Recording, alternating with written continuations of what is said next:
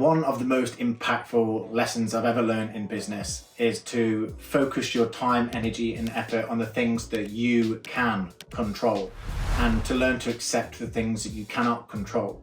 Now, this was a lesson that took me a while to learn because when I first launched my very first business, I struggled for a long time. I'm talking a couple of years. I mean, I was getting results, but I was struggling to get the business to where I wanted it to be. I was trying marketing strategy after marketing strategy, sales tactic after sales tactic, and all of them worked to a degree, but didn't quite get me to where I wanted to be. They didn't quite get me the results that I wanted. And every time I'd get stuck, I would then think, maybe this isn't the thing that I need to do. So I'd jump to the next strategy or the next program even. And that's what I did for quite a significant amount of time. And I spent a lot of money doing that. It was then that I realized that I'm actually putting the blame onto the program or onto the strategy that I'm in, rather than looking at the thing that I can specifically control, which is myself and how I show up in that business, in that program, with that strategy. And it was then that I realized that it's actually deficiencies of myself that are causing me to fail or causing me to not get the results that I want, not necessarily the strategy. Because if a strategy is the strategy is there for a reason, because it works. Otherwise, it wouldn't be classed as a strategy. Like throwing eggs at someone's door to get business is not a sales or marketing strategy. Why? Because it doesn't work, so no one does it, okay?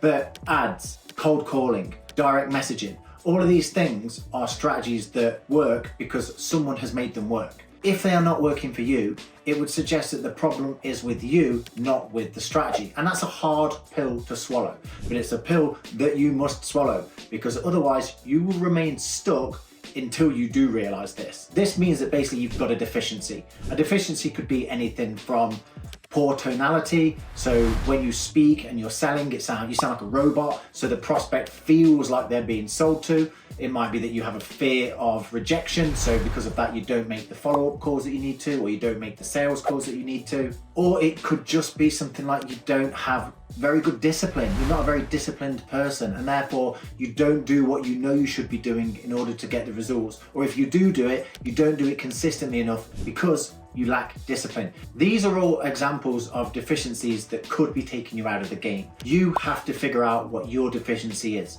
Once you've, and there may be more than one, but once you found out what it or they are, you need to spend the time fixing those deficiencies. Because once you do, you will no longer start a program or a strategy and move so far along, get stuck, lose motivation, then start again with something else. You will fix it. You'll be able to get past that thing that's keeping you stuck, and then you'll make 1% progress, another percent progress, another percent progress, until you are getting the results that you ultimately want and the strategy is working for you. So that's what you've got to do. Stop focusing on pointing blame and saying this doesn't work, this doesn't work.